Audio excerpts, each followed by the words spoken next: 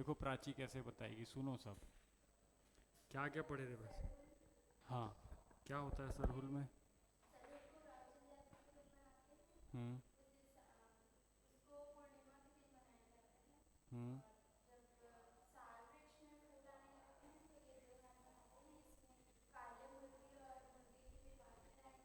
हम्म। हम्म। हम्म। हम्म।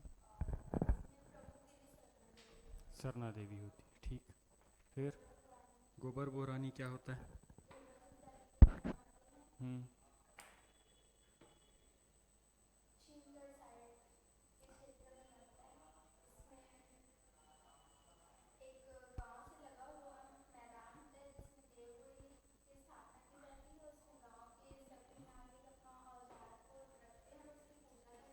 हम्म।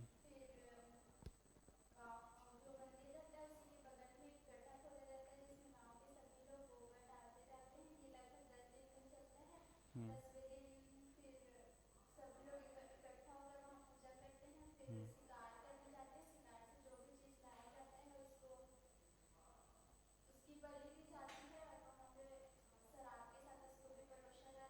हम्म। हम्म।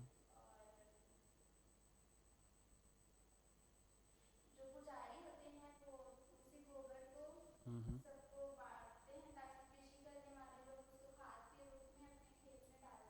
हम्म।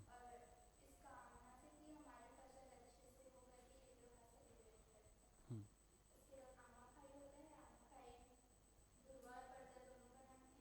हम्म।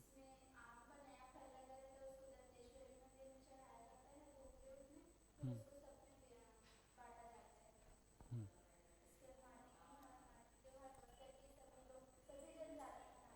हम्म।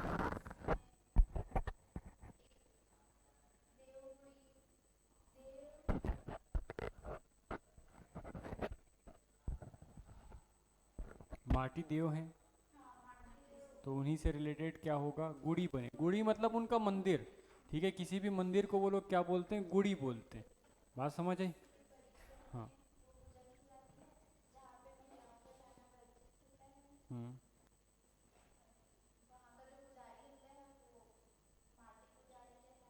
हम्म। हम्म। हम्म।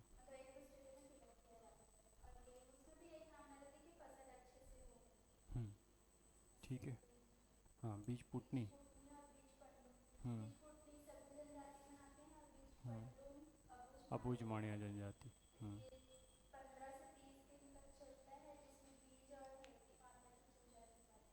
हम्म।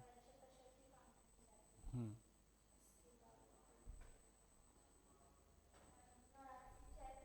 हाँ, चैत्रई या नवरात्रि दोनों एक ही चीज़। हम्म।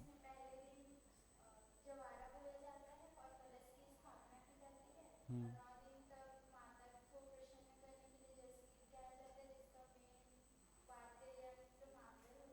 हम्म।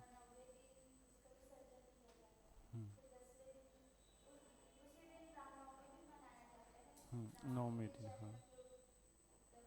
हम्म। ठीक। ठीक है। इतना कल देखे थे।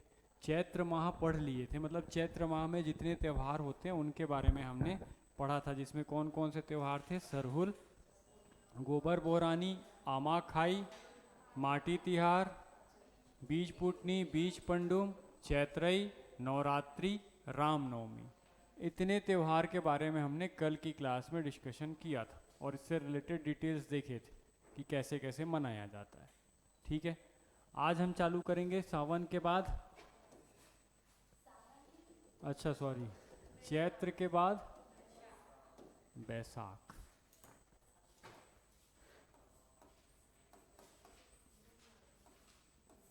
बैसाख।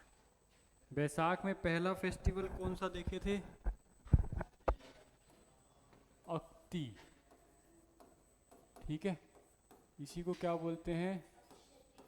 अक्षय तृतीया, या इसी को परशुराम जयंती कहते हैं।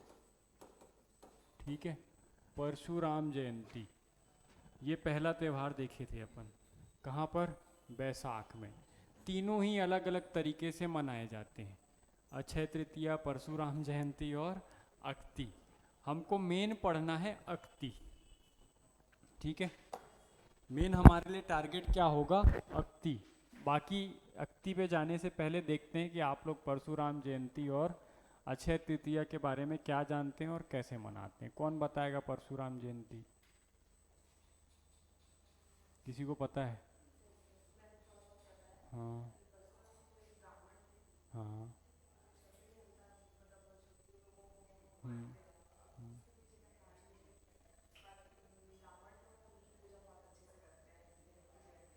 हम्म।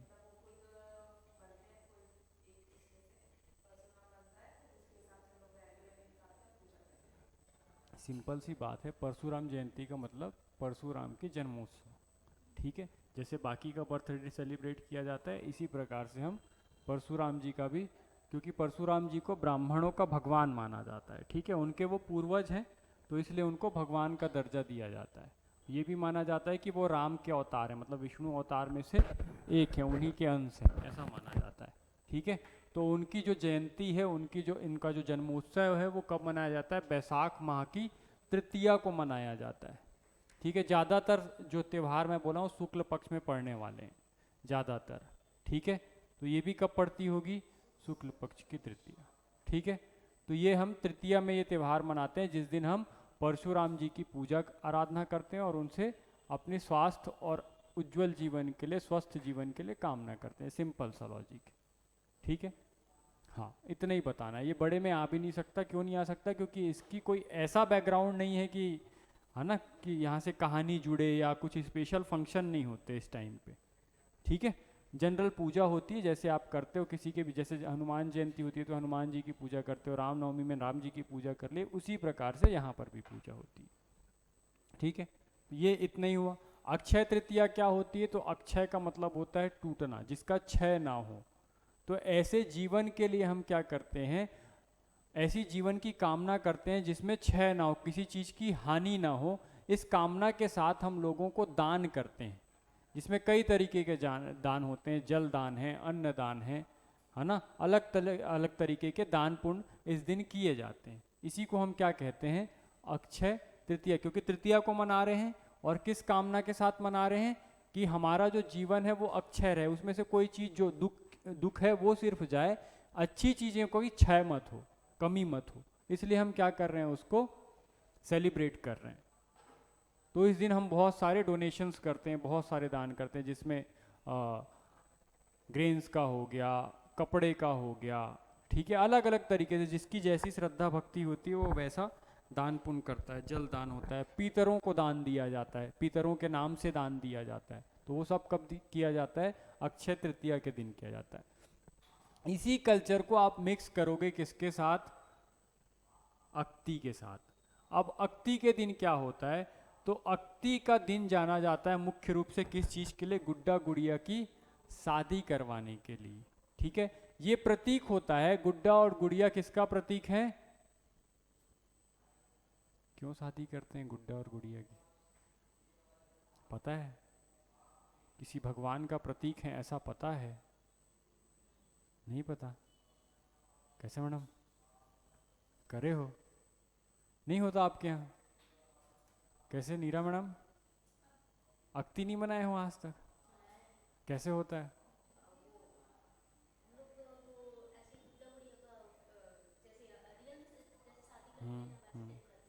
उसके साथ कुछ होता है?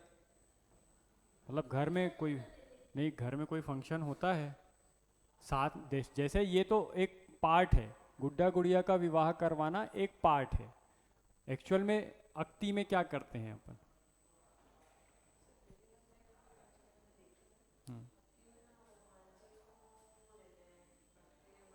वो तो दान है, जो मैं आपको बताया ना, अक्षय तृतीया, है ना, वो अक्षय तृतीया का पार्ट है। मैं आपको बोला ना, दोनों कल्चर मिक्स हैं। जैसे अक्षय तृतीया में जो जो कर रहे थे, ये जितने भी दान दे रहे थे, चाहे वो पितृ दान हो, कपड़े का दान हो, अन्न का दान हो, ये सब हम किसी ब्राह्मण को भी कर सकते हैं, पितरों को भी कर सकते हैं, किसी पानी में डाल के आ सकते हैं, जैसा भी, कुल मिला के दान देना है। तो ये पार्ट ऑफ अक्षय तृतीया है जो कि किसका पार्ट बन गया है, अक्ति का पार्ट बन गया है। बात समझ आया क्या, क्या बोल रहा हूं मैं? जैसे क्या होता है कि कोई भी संस्कृति दूसरे संस्कृति से जहां पर मिक्स हो रही है, ये वो वाला पार्ट है, लेकिन एक्चुअल में अक्षय तृतीया में क्या होता है, किसी को पता है? सिंपल सा लॉजिक है, अक्षय तृतीया विवाह का कार्यक्रम है, लेकिन विवाह किसका होता है, शिव पार्वती का ही होता है। ठीक है, जो छत्तीसगढ़ में है शिव पार्वती को काफी मान्यता है, तो शिव पार्वती के विवाह का आयोजन किया जाता है। और जो घर के वरिष्ठ सदस्य रहते हैं, जो बड़े लोग रहते हैं, वो लोग क्या करते हैं, इस दिन उपवास रखते हैं जब तक वो विवाह संपन्न नहीं हो जाता। ठीक है, और ऐसा क्यों करते हैं, तो अपने पीढ़ी जो बढ़ रही है, जो वंश आपकी वृद्धि हो रही है, जो आपकी जनरेशन लगातार ग्रो होती रहे, इसलिए इस कामना के साथ कि भाई शादी होगी तभी तो नेक्स्ट जनरेशन आएगी। बात समझ रहे हो? तो उस चीज के लिए कि ये जो शादी का कार्यक्रम है ये हमेशा हमारे घर में मतलब हमारा जो परिवार है वो लगातार फलता फूलता रहे, फ्रूटफुल रहे हमेशा, इसलिए हम क्या करते हैं, ये अक्ति का त्यौहार मनाते हैं, जो कि सांकेतिक है, सिग्निफिकेंट है कि कर एक्चुअल में विवाह किसका रहे हैं अपन, मिट्टी के गुड़िया गुड्डे गुड़िया का, लेकिन ये किसको डिनोट करता है, ये बताता है कि ये ऐसे ही शादी हमारे यहाँ, ऐसा ही फंक्शन हमेशा होता रहे, ताकि हमारा जो वंश है वो लगातार वृद्धि करता रहे, क्षय मत हो। ठीक है, मतलब खत्म मत हो जाए कोई वंश, इसलिए हम उसको as a significant, as a सांकेतिक रूप में ये त्यौहार मनाते हैं, जिसमें घर के बड़े लोग उपवास रहते हैं और बच्चे गुड्डे और गुड़िया का विवाह उसी पद्धति से संपन्न कराते हैं जिस पद्धति से सामान्य रूप से विवाह किया जाता है, लेकिन सारी रस्में एक ही दिन में कंप्लीट की जाती हैं। ठीक है, जैसे मैंने आपको विवाह के समय बताया था, जो जो देखे थे कि मंगनी होगी, एक दूसरे को वो सिर्फ दिखाने के लिए कि गुड्डा गुड़िया को एक साथ बैठा देंगे, मंगनी की रस्म कराएंगे, फिर मंगनी के बाद उनका मंडप तैयार किया जाएगा, तो वहाँ पर आपको देखोगे कि क्या होगा, सबसे पहले चूल माटी होगी, चूल माटी के बाद मड़वा गड़ाएंगे, उसके बाद तेल चढ़ाएंगे, देवतला करेंगे, तो ये सारी प्रोसेस जब तक विदाई नहीं हो जाती, ये सारी प्रोसेस की जाती है। इवन की टिकावन टिका जाएगा, सब चीज़ उसी प्रोसेस से होगा जैसे किसी की शादी करवा रहे हैं। ठीक है, उसी प्रोसेस से कराने के बाद जब वो उनकी शादी संपन्न हो जाएगी, तो उन्हीं के सामने पूजा अर्चना की जाएगी, आरती की जाएगी शिव और पार्वती की, और ये कामना की जाएगी कि इसी प्रकार के कार्यक्रम वर्ष भर या फिर जब भी समय हो उस समय पर हमारे परिवार में संपन्न होते रहें, मतलब खुशी का माहौल हमेशा बना रहे, ऐसी कामना के साथ उसका विसर्जन किया जाता है। ठीक है, समझ आया? याद रखने का क्या था, तो प्री के लेवल पे बस इतना याद रखना है कि अक्षय तृतीया या अक्ति कब मनाया जाता है, बैसाख, और इसी दिन क्या किया जाता है, गुड्डे गुड़िया की शादी की जाती है। पर यदि मेंस में आ गया क्वेश्चन तो पैटर्न चेंज, आपको जो पूरा प्रोसेस है वो बताना पड़ेगा, जो मैं अभी आपको बताया कि इसका पीछे का रीज़न क्या है। शुरुआत करोगे कि कब होता है, पूरे छत्तीसगढ़ में मनाया जाता है ये बताओगे। ठीक है, छत्तीसगढ़ में मनाया जाता है तो प्रोसेस उद्देश्य क्या होता है इसको मनाने का, उद्देश्य बता दिए कि भाई सभी के घर के मंगल की कामना के लिए और वंश वृद्धि के लिए इस त्यौहार को मनाया जाता है। इस त्यौहार की शुरुआत गुड्डे गुड़िए की विवाह के साथ और उपवास रखकर किया जाता है। ठीक है, तो इसमें जिस प्रकार से यदि 30 शब्दों में लिखने को आया है तो आप सिंपली लिखेंगे कि विवाह की रस्म उसी प्रकार से की जाती है जिस प्रकार से वास्तविक रूप से विवाह संपन्न कराया जाता है ना, उसी का ये सांकेतिक रूप है, ये लिख दिए।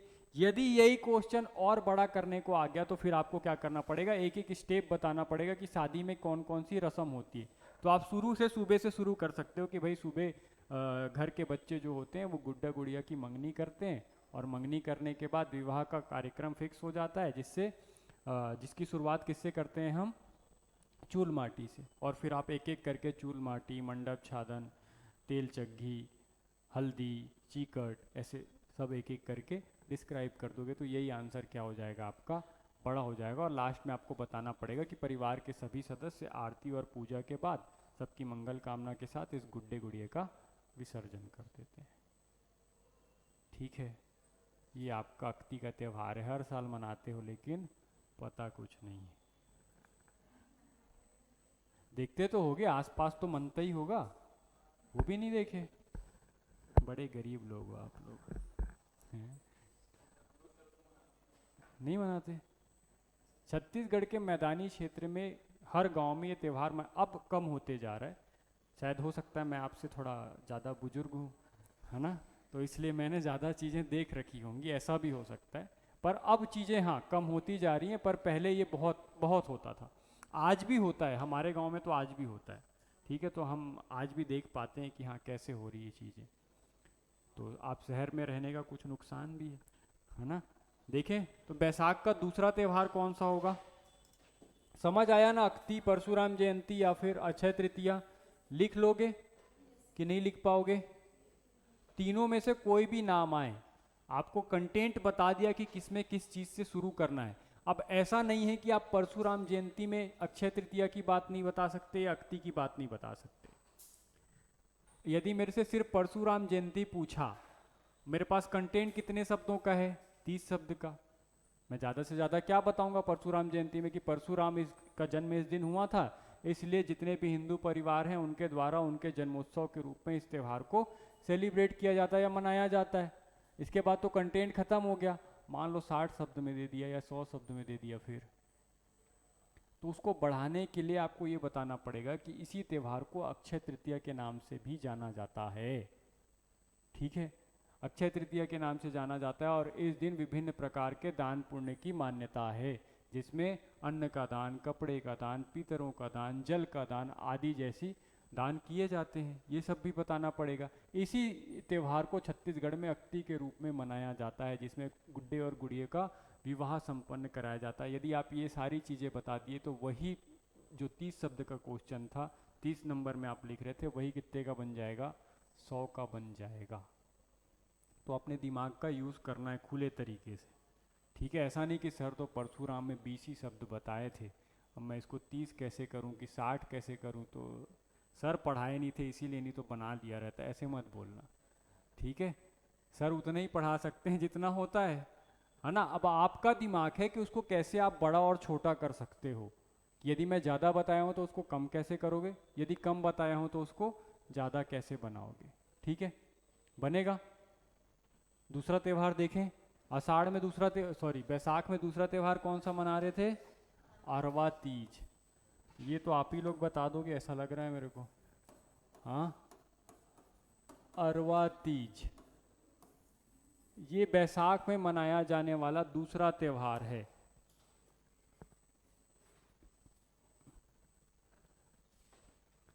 क्या होगा इस दिन? कोई बताएगा अरवा तीज क्या होता है? कोई रखता है उपास? क्यों, अच्छे पति की कामना नहीं है? हाँ, होनी चाहिए ना भाई, पति अच्छा मिले, इसलिए सावन सोमवार जैसे करते हैं। तो किसके लिए रखते हैं आपके से? किसकी लंबी उम्र? वो तीज है, शादी के बाद रखते हैं ये लोग। ये अरवा तीज जो है वो कुंवारी कन्याओं के द्वारा रखा जाता है। तो शादी ही नहीं हुई है तो पति कहाँ से आएगा? हाँ, हाफ गर्लफ्रेंड जैसा काम हो सकता है, हाफ बॉयफ्रेंड या हाफ हस्बैंड कह के अपन इमेजिन कर लें कि हाँ ठीक है, इन फ्यूचर तो किसी के लिए रख लें, है ना, ऐसा हो सकता है। ठीक है, पर ऐसा नहीं हो सकता कि, क्योंकि महिलाएं जो तीज रखती हैं वो आएगा अभी, अभी वो वहाँ तक अपन पहुँचे नहीं है। ये अरवा तीज जो है वो महिलाओं के द्वारा नहीं रखा जाता। ठीक है, किनके द्वारा रखा जाता है? लड़कियों के द्वारा, कुंवारी लड़कियां रखती हैं इस तीज को। ठीक है, कॉन्सेप्ट बिल्कुल सेम है, जैसा आप तीजा करते हो वैसे ही, पर यहाँ पर आपको निर्जला उपवास नहीं रहना रखता, लेकिन उपवास रहना पड़ता है। ठीक है, वहाँ पर आप अपने पति के लिए रखते हो, यहाँ पर आप किसके लिए रखोगे? होने वाले पति के लिए। ठीक है, वहाँ पर भी आप शिव पार्वती की पूजा करते हो, यहाँ पर भी आप शिव पार्वती की पूजा करते हैं। तो बहुत सिंपल सा कॉन्सेप्ट है कि जो कुंवारी कन्याएं होती हैं वो योग्य वर्ग के लिए इस उपवास को करती हैं, और इसके लिए उपवास किस देवी और देवता की पूजा की जाती है? तो इस उपवास में वे शंकर और पार्वती से यह कामना करती हैं कि मुझे योग्य वर मिले। ठीक है, और दिन भर उपवास किया जाता है। तीज मतलब तीसरे दिन ही होगा, ठीक है, तो इसमें कंफ्यूज मत हो जाना कि ये कैसे हो गया।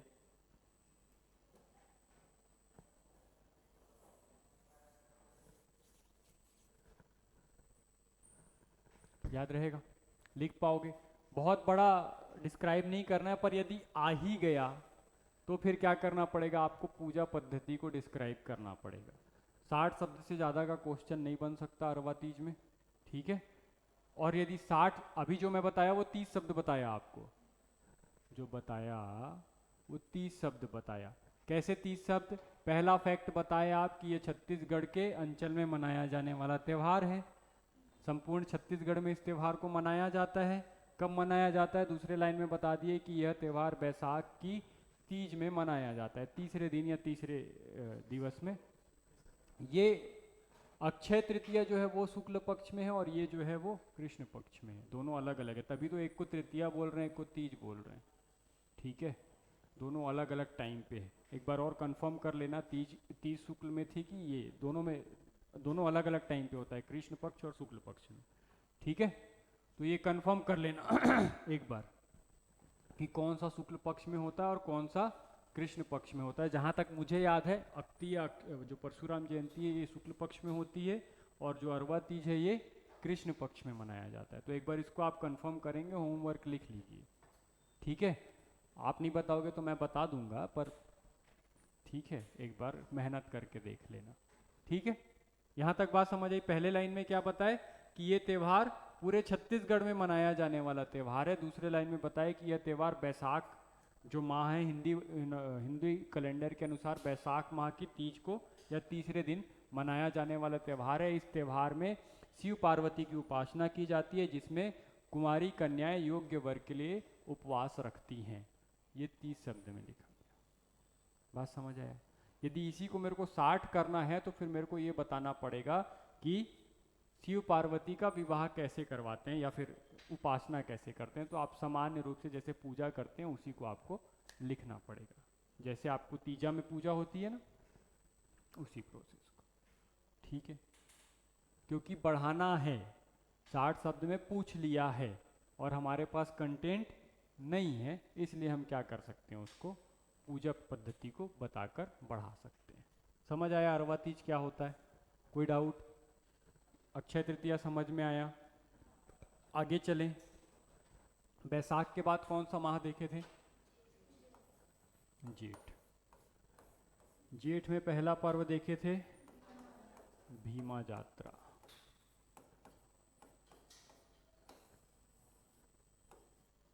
भीमा यात्रा, भीमा यात्रा कौन मनाएगा? अभी आप बता दोगे, देखना कैसे बताओगे।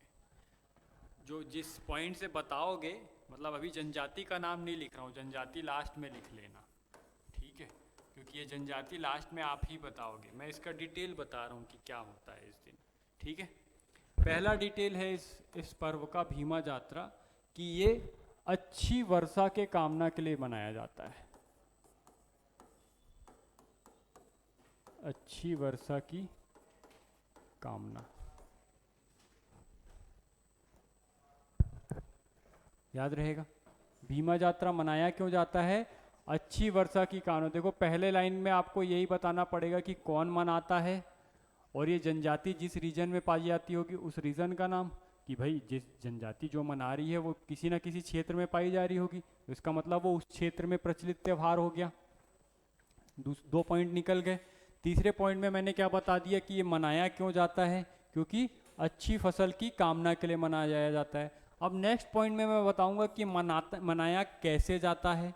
तो यहाँ पर हम बात करेंगे कि जो भीमा है, भीमा नाम है इंद्रदेव का। किसका? इंद्रदेव का, ठीक है। और भीमा देव का विवाह कराया जाता है पृथ्वी देवी से, ठीक है। किससे विवाह कराते हैं? पृथ्वी देवी से। ऐसी मान्यता है कि हम किसका विवाह किससे करा रहे हैं? भीमा, मतलब पानी बरसे, है ना, तो इसीलिए हम उसको सांकेतिक रूप में कह रहे हैं। भीमा देव कौन है? इंद्रदेव है, और उसका विवाह किससे हो रहा है? पृथ्वी देवी से हो रहा है, ठीक है। अब इसमें किया क्या जाता है, तो इसमें दो मेढक और मेढकी लिए जाते हैं, ठीक है, फीमेल मेढक और फीमेल मेढकी लिए जाते हैं और उनका विवाह कराया जाता है। तो मेढकों का विवाह कराया जाता है।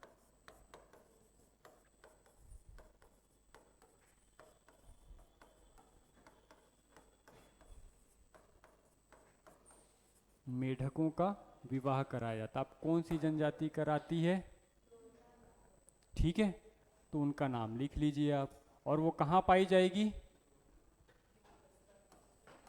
दोरला जनजाति बस्तर में पाई जाएगी।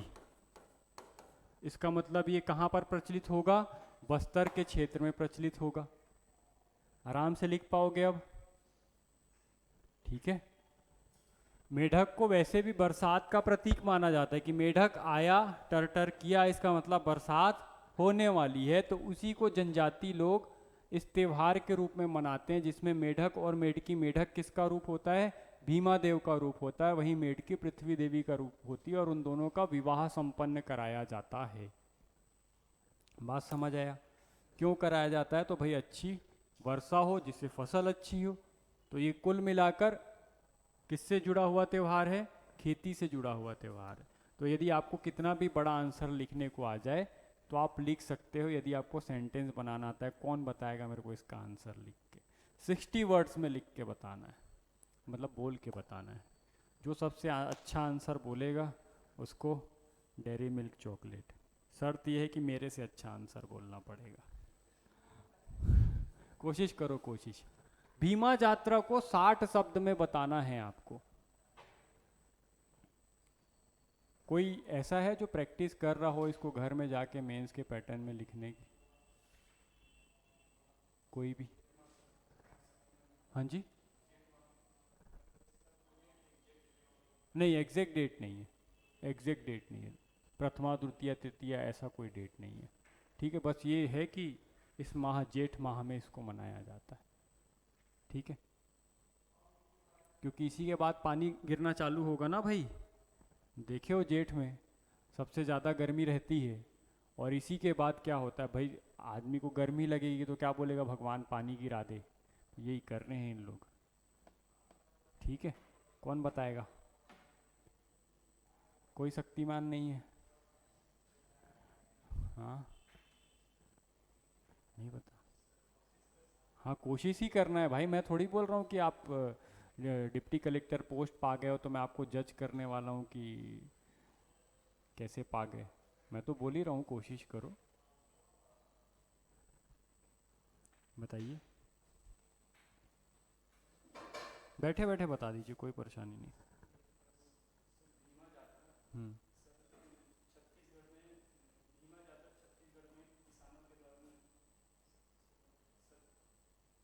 आराम से रिलैक्स होके, कोई परेशानी नहीं।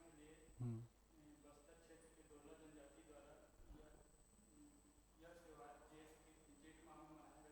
हम्म,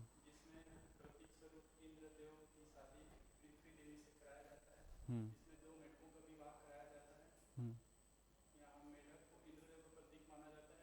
हम्म, हम्म,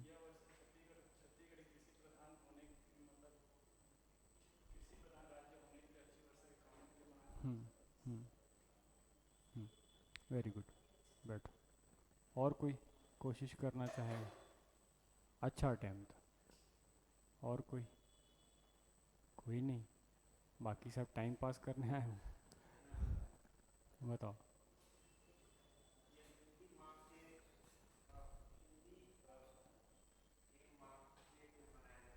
हम्म,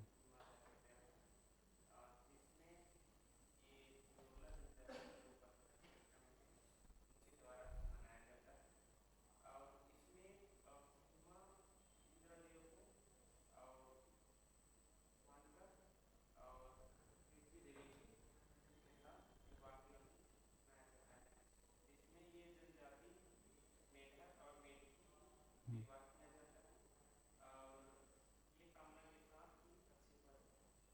हम्म। और कुछ?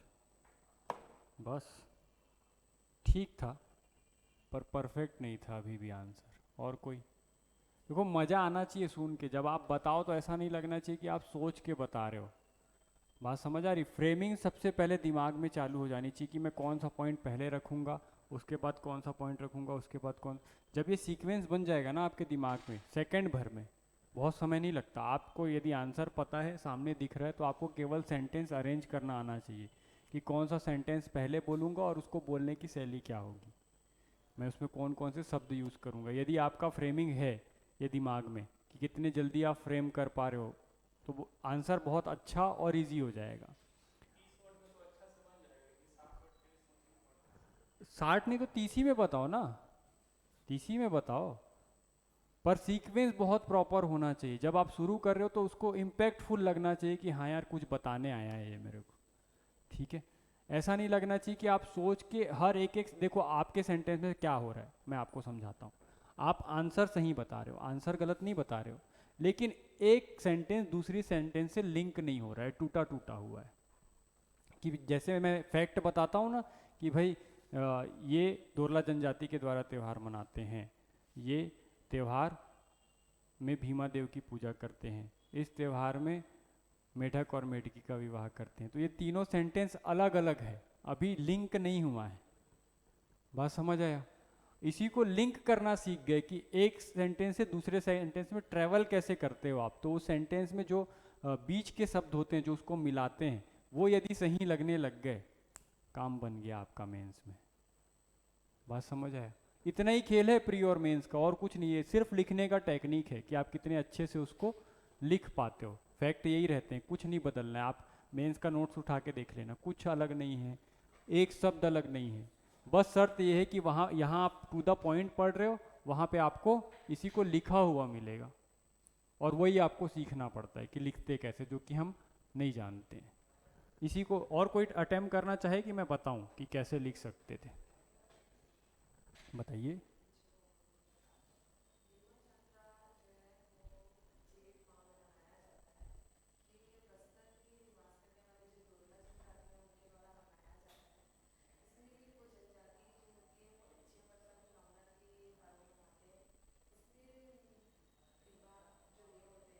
हम्म,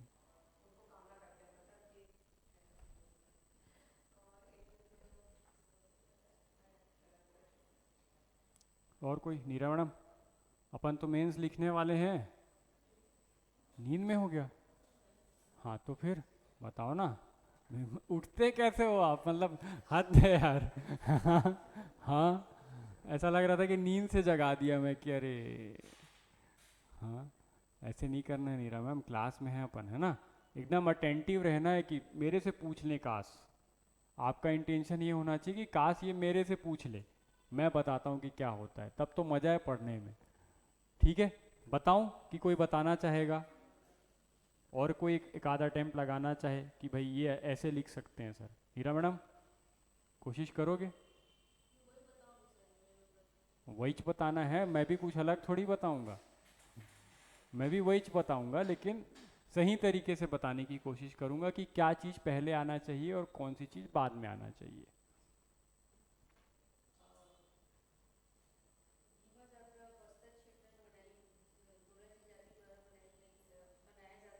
हम्म।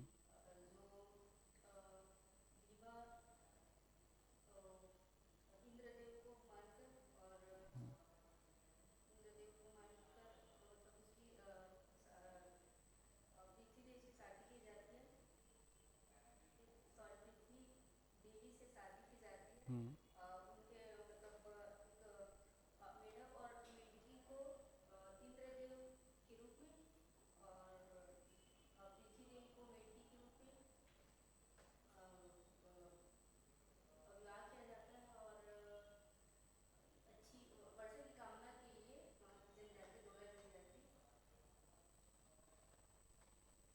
देखो दो चीज़ इसमें भी हुई।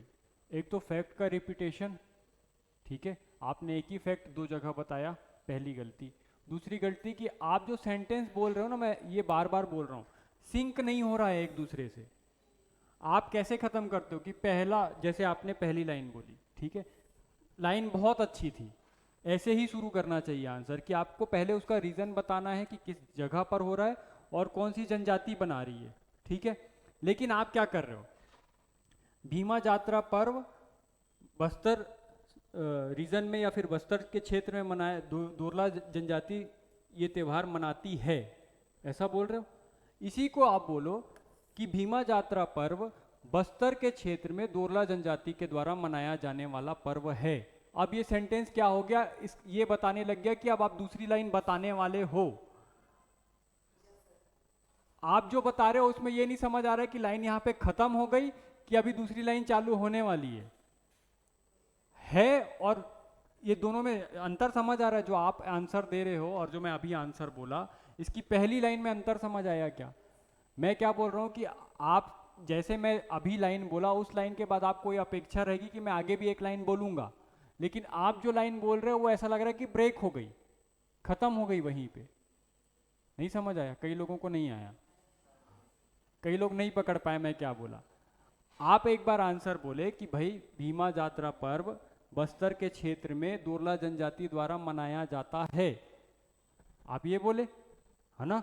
सेम लाइन मैं भी बोल रहा हूँ, कुछ अलग नहीं बोल रहा हूँ। भीमा जात्रा पर्व बस्तर क्षेत्र में दोरला जनजाति के द्वारा मनाया जाने वाला पर्व है, ठीक है? लेकिन अब आपसे अपेक्षा है कि आप दूसरी लाइन सुनना चाह रहे हो, ठीक है? दोनों अलग नहीं है, बस सेंटेंस का खेल है, जो आप सेंटेंस बना रहे हो ना, बस उसी का खेल। दूसरी लाइन में मैं बताऊंगा दोरला जनजाति द्वारा मनाया जाने वाला पर्व है। इस पर्व में, अब देखो दोनों लिंक हो गए, हो गया। अब यहीं पे आप बोल देते कि यह पर्व अच्छी वर्षा की कामना के लिए मनाया जाता है, फिर एक लाइन खत्म हो गई। बात समझ आई? आप शुरू किए यह से, जो कि एक नया सेंटेंस बनाने के लिए यूज होता है, और मैं चालू किया इस शब्द से। तो जो शब्द का कनेक्शन बन रहा है ना, लास्ट शब्द और पहले शब्द का, वही सब कुछ है, वही आपके सेंटेंस को जोड़ता है,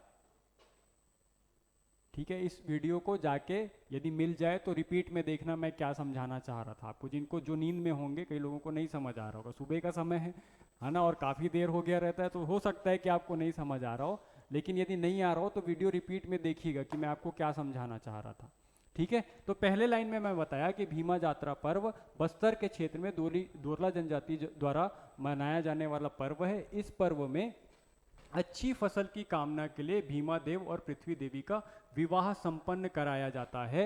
जिस पर्व में, फिर वहीं से मैं वापस उठा लिया, मैं छोड़ा नहीं उसको, ठीक है? आपके दोनों तीनों सेंटेंस में यह ऐसे शब्द आ रहे हैं जो कि एक दूसरे को अलग करते हैं। बात समझ आ रही है? मैं उसको छोड़ूंगा नहीं कभी भी, मेंस आंसर राइटिंग कर रहा हूँ कि मेरे को रिलेशन दिखना चाहिए एक शब्द के लास्ट का दूसरे शब्द के पहले शब्द से, मतलब दूसरे लाइन के पहले शब्द से। उस लास्ट लाइन में मैं बताया कि इस त्योहार में दोरला जनजाति के द्वारा मेढक और मेढकी का विवाह संपन्न कराया जाता है, जो भीमा देव और पृथ्वी देवी का स्वरूप है। अब मैंने इसको पूरा समअप किया, लास्ट में है लिखा, अब आपको कोई अपेक्षा नहीं है कि हाँ मैं आगे और कोई सेंटेंस बोलने वाला हूँ, ठीक है? बताया मैं भी वही काम, जो आप बता रहे थे वही चीज़ मैं भी बताया, बस उसको लिखने का टेक्निक कि मैं कौन से शब्द का चयन करूँगा उनको जोड़ने के लिए, वो सब कुछ है। आगे आप मेंस पढ़ोगे मेरे साथ तो आपको मैं जब आंसर प्रॉपर राइटिंग में लिखवाऊंगा तब आपको चीज़ें और स्पष्ट हो जाएंगी कि मैं किन चीज़ों की बात करता हूँ, ठीक है? अभी हो सकता है कि आप थोड़े नींद में हो, थोड़ी सी चीज़ें नई हैं तो समझ ना आ रही हो, पर आगे हो जाएगा। अभी खैर प्री के लेवल पे ये समझ आया भीमा यात्रा क्या होता है, कैसे मनाते हैं। इसी में हम देखे थे दूसरा पर्व, जेठ पढ़ रहे हैं ना, गंगा दशहरा, है ना? गंगा दशहरा, या इसी को किस नाम से जानते हैं? गंगा दशमी के नाम से जानते हैं।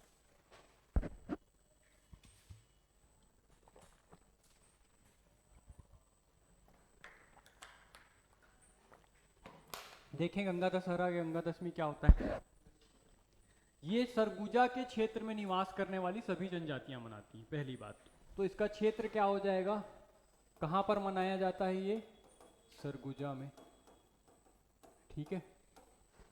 अभी इस बात को लेके परेशान मत होना कि हम तो एक ही दो जनजाति का नाम जानते हैं जो सरगुजा के आसपास पढ़े हैं।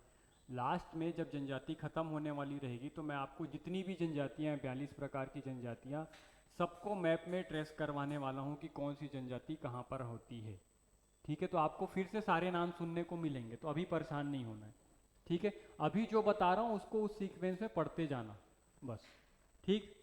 याद रहेगा, गंगा दशहरा मनाया कहाँ जाता है? सरगुजा के क्षेत्र में मनाया जाता है। सिंपल, यहां तक बात समझ आई। गंगा है मतलब इसका गंगा से कोई संबंध होगा, ठीक है। तो इसका उद्देश्य क्यों मनाया जाता है, उद्देश्य, ठीक है। यह भी क्यों मनाया जाएगा, तो ये त्योहार भी अच्छी वर्षा की कामना के लिए मनाया जाने वाला त्योहार है, ठीक है। अच्छा, इसमें दिन नहीं बताया क्या मैं? चलो, जो लिख रहे हो वो लिख लो। दसवीं है ना, तो सीधा सीधा आपको समझ आ गया होगा, दशहरा दसवीं को मनाते हैं, तो आप वो लिख सकते हो, ठीक है। नहीं बताया तो भी लिख सकते हो, पर मेरी गलती कि मैं नहीं बताया। कब मनाया जाएगा? जेठ में दसवीं, शुक्ल पक्ष की दसवीं को मनाया जा रहा है, इसलिए हम इसको क्या बोल रहे हैं? गंगा दशहरा। कहाँ पर मनाया जा रहा है? सरगुजा के क्षेत्र में मनाया जा रहा है। उद्देश्य क्या है? तो यह भी अच्छी वर्षा की कामना से मनाया जाने वाला पर्व है। विशेषता क्या है? ऐसी मान्यता है सरगुजा के क्षेत्र में कि इसी दिन गंगा का अवतरण पृथ्वी पर हुआ था, ठीक है। गंगा कहां पर आई थी? पृथ्वी पर आई थी।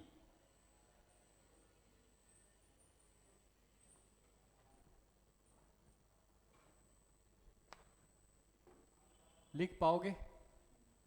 कहीं कोई समस्या? पढ़ना मैडम, समझ आ रहा है? लिख पा रहे हो? लिख लोगे ना, बता पाओगे ना क्या होता है ये पर्व, ठीक है। क्यों मनाया जाता है? वर्षा के लिए। क्या मान्यता है कि इस दिन कौन आया था? गंगा माता जो थी वो कहाँ आई थी? पृथ्वी पर आई थी, इसलिए ये त्यौहार मनाया जाता है। तो इस दिन जो गंगा का प्रवेश माना जाता है, जब पहली बार गंगा आई थी पृथ्वी पर, तो ये माना जाता है कि ये कहाँ पर आई थी? तो कमल के वृक्ष के जो पत्ते होते हैं उस पर आई थी। तो इसलिए जो भी ऐसा एरिया होगा जहाँ पर कमल के फूल होंगे, जो तालाब होगा, ठीक है, जहाँ पर कमल के फूल खिलते हैं, तो उस जगह पर ये पूजा की जाती है, गंगा माता की पूजा की जाती है।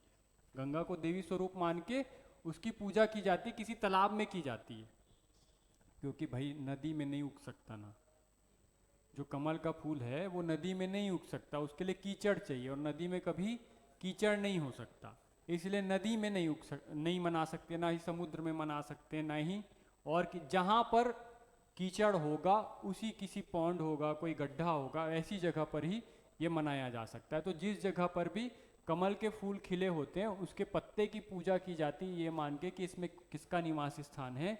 गंगा देवी का निवास स्थान है, ये मानकर उस तालाब में इस पूजा का आयोजन किया जाता है, ठीक है। याद रहेगा। इस त्योहार के मौके पर एक सरगुजा में एक गांव है सरहरी, सरहरी, यहाँ पर 5 दिन का मेला लगता है, फेमस है ये मेला, सरहरी ग्राम का मेला सरगुजा के क्षेत्र में है। 5 दिन का यहाँ पर मेला लगता है गंगा दशहरा के दिन, और इस मेले में और अन्य सभी अपने अपने गांवों में प्रतिस्पर्धात्मक खेलों का आयोजन करते हैं, कंपटीशन गेम्स का आयोजन होता है, ऑर्गेनाइज करवाते हैं, ठीक है। नेक्स्ट पॉइंट क्या बताया मैं कि गंगा दशहरा के अवसर पर प्रतिस्पर्धात्मक खेलों का, कंपटीशन गेम्स का ऑर्गेनाइजेशन करवाया जाता है, ऑर्गेनाइज करवाए जाते हैं, सॉरी, ठीक है। और ज़्यादातर जो प्रतिस्पर्धात्मक खेल हैं वो पति पत्नी के बीच खिलवाए जाते हैं, ठीक है, हस्बैंड वाइफ के बीच, क्योंकि ये जो पूजा करने जाने वाले लोग रहते हैं वो जोड़े में पूजा करते हैं, ठीक है। तो इसीलिए अब जो जोड़े में गया है तो उनका थोड़ा सा मनोरंजन हो जाए, इसलिए प्रतिस्पर्धात्मक खेल जैसे कुर्सी दौड़ हो गया, ऐसे कुछ कुछ जो भी अपना मन है, नारियल फेंक हो गया, भाला भाला तो नहीं, नारियल वारियल फेंक करवाते हैं ऐसे हरेली में। हाँ, नहीं होता ऐसा, पढ़ते तो हम ऐसे ही हैं भाई, कैसा होता है? अच्छा, क्या होता है बताइए। हाँ। हम्म। अच्छा। हम्म।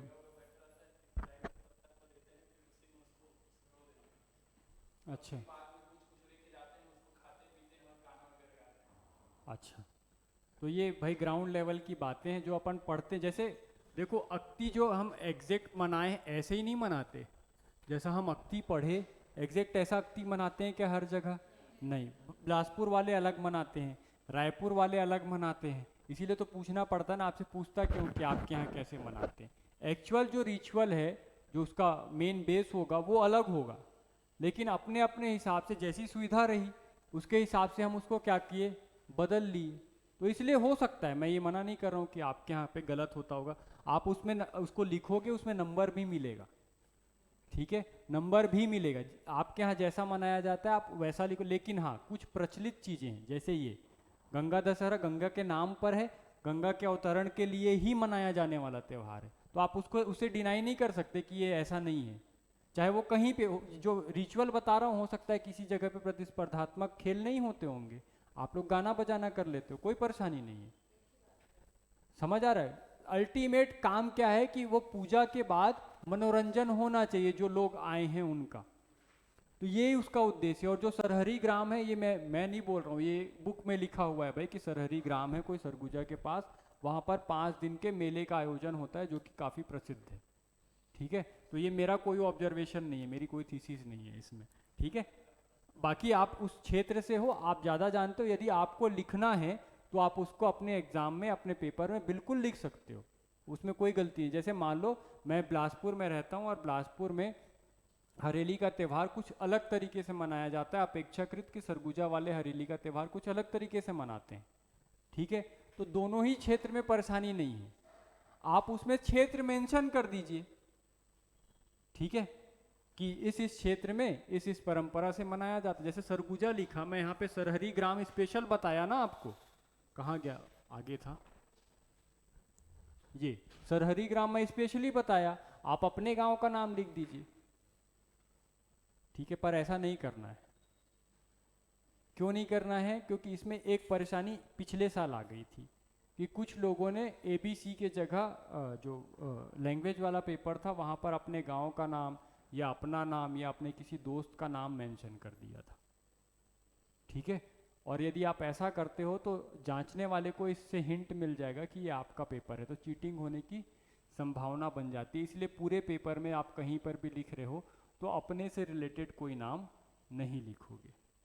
ठीक है, जो प्रचलित नाम है केवल वही लिख सकते हो। जैसे कि सरहरी ग्राम आपके बहुत सारे बुक में दिया हुआ है, तो यदि आपसे पूछा जाए तो आप बता सकते हो कि भाई इस बुक से पढ़ा था मैं इसलिए लिखा था।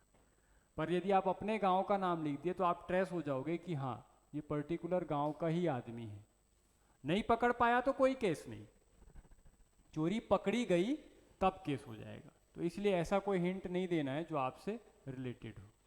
ठीक है, बाकी आप जनरल वे में बता सकते हो कि भाई ये जो त्यौहार है इस प्रकार से मनाया जाता है। ठीक है, तो गंगा दशहरा में गंगा की पूजा नहीं होती यहाँ पे जहाँ पे आप रहते? होता है ना? हाँ हाँ, तो वहाँ तक के बात ठीक थी। मतलब उसके नीचे की जो बात थी प्रतिस्पर्धात्मक खेल, इसके जगह आप लोग क्या करते हो, गाना वगैरह गाते हैं, हो सकता है। ठीक है, पर ऑलमोस्ट चीज़ें वही रहती।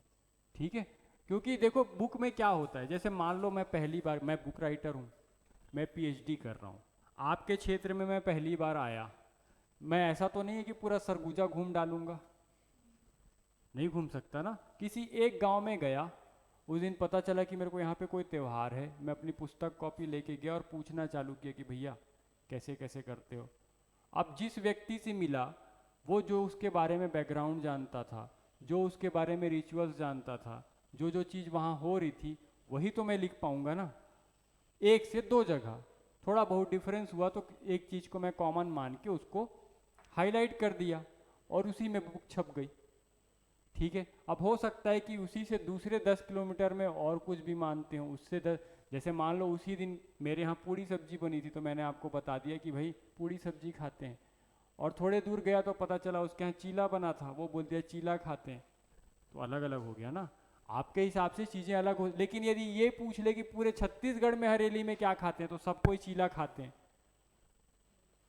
तो वो चीज़ कॉमन है, वो आपको रखनी पड़ेगी। हो सकता है उस दिन आपके घर में फरा बनता हो सकता है उस दिन आपके घर में चौसेला बनता हो, जानते हो क्या क्या बोल रहा हूँ मैं? खाए हो ना? हाँ।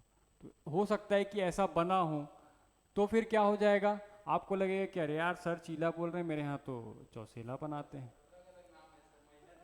हाँ, तो वही बात है। ठीक है, रीजन के हिसाब से चीज़ें अलग अलग होती हैं। हमको वो जानना है जो पीएससी जानता है, और पीएससी क्या जानता है, जो बुक में दिया हुआ है। क्योंकि वहाँ पर बैठने वाले भी बुक को रेफरेंस मानेंगे ना कि हमारी मान्यताओं को रेफरेंस मानेंगे। भले मैं उसी कास्ट से हूँ, उसी जाति से हूँ, उसी ट्रेडिशन को फॉलो कर रहा हूँ, पर फिर भी वो मानेंगे नहीं। ठीक है, तो इसलिए वो हमको पढ़ना है जो बुक में दिया हुआ है, भले हमारे क्षेत्र के बारे में गलत दे दिया। जैसे बहुत समय पहले जो बलौदा बाजार जिला है, वहाँ पर दो जगह है सीमेंट फैक्ट्री, एक रवान है, एक रावण है। ठीक है, दोनों अलग अलग जगह हैं, अलग अलग तहसील में पड़ते हैं। अब सीमेंट फैक्ट्री का नाम अलग अलग लिखता था और जगह एक ही लिख देता था, रावण। ठीक है, एक रवान है, एक रावण है, दोनों में अलग अलग फैक्ट्रियां हैं। अब जो वहाँ के लोकल लोग हैं वो ऑब्जेक्शन करेंगे कि भाई हमारे यहाँ तो है नहीं, या दूसरे नाम से है। ठीक है, तो जब तक बुक में आंसर है तब तक वही आंसर लेगा। जब उसमें कोई अमेंडमेंट हुआ, कोई दावा आपत्ति किया, लगाया गया, तब वो संशोधन हुआ, तब फिर वो चेंज हुआ कि हाँ भाई ऐसा होता है।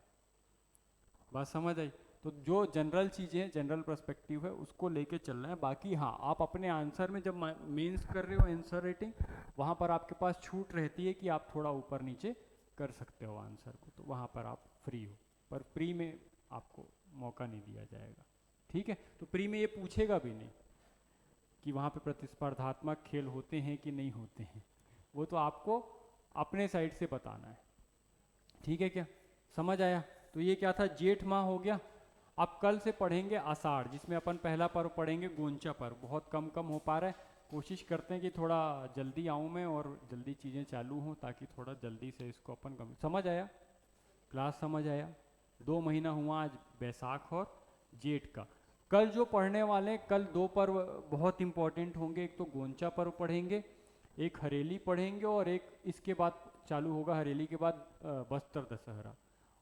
हरेली के साथ ही बस्तर दशहरा शुरू होता है, लेकिन बस्तर दशहरा बहुत इंपॉर्टेंट है मेंस के लेवल पे।